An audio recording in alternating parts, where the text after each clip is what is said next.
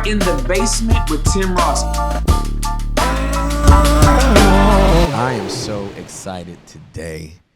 I have one of my dearest friends and brothers in the world. Wow, that's awesome. For you to just say that, just starting the whole thing. Like that. It's the truth. That is the truth. It is the truth. Michael Alexander Todd. He done put my whole government name out there today, huh? Michael Alexander Todd is in the basement. If you call me Michael Alexander Todd, there has been snot and tears, and there has been a lot of relationship intimately. Yes, sir. Yes, sir. Yes, sir. And I think I have it. You can call me Michael Alexander Todd every day of the week. I love you so much, man. Ladies and gentlemen, we are in the basement, and I'm throwing all formalities aside. Y'all know who we're sponsored by. We're sponsored by TOME. Download the app. I get to talk to my brother in the basement publicly. That's probably the coolest thing about this, because we've been in the basement for a decade. We've been in the basement for a decade. And before there was a physical basement, a physical location. Yep. You showed me the basement. You showed me what it was like to take the low road, to be humble, to get down in a place, in a space where people can't see you, and let God elevate you. And it's so crazy that you told me this analogy of yours years ago. Yep.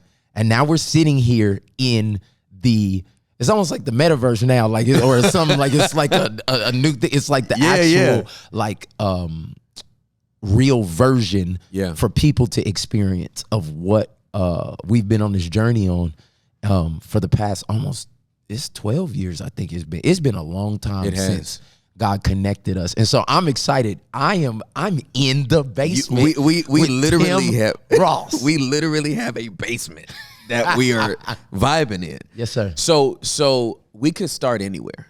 Right, I mean, this your podcast. It's the basement with Tim Ross. Well, so but think about it. We could literally start anywhere. This ain't your first podcast you've been on. It's not your first interview you've been on. Literally, you are sought literally around the world. You are you are a creative genius. I don't say that lightly, but you are a creative genius. I knew this the first time I met you, and I had that Dumb Praise CD. Wow. They don't know nothing about Dumb Praise. We're going to talk about a bunch of stuff that people don't know. That's crazy. That we may or may not give content to. But when I got that Dumb Praise CD and listened to it, I literally, like, after the first 2 songs, I stopped it and I went to Juliet, and I was like, I don't know who this dude is in Tulsa, but this is bananas. I'm like, thank you, man. Who is this person? You're a creative genius. You're one of the best communicators in the world, secular or sacred. Wow. I can say that because I don't know 2 people that can preach 2.5 hours passionately.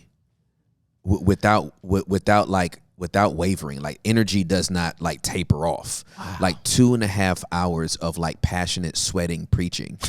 And I just got very active sweat glands. The overactive sweat ducts. And 27,000 people are still on watching you, right? 48,000 people. And then within a week, like 500,000 people have watched a 2.5 hour message, right? So you're I was thinking about this on the drive up here. I'm like, if this was Bible days, you'd probably be Apollos. Not a lot of people talk about Apollos, but Apollos was actually the premier communicator of Paul's day. So Paul was like the apostle we all know about because he wrote the letters, but the best speaker was Apollos.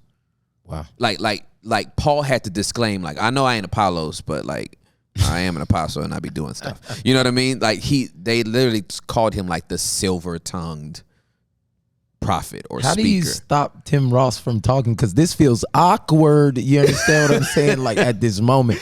But I mean, this honor coming from you, somebody who has traveled the world, been around everything, is really what you've been doing for me for the past decade, is affirming what God has placed on the inside of me.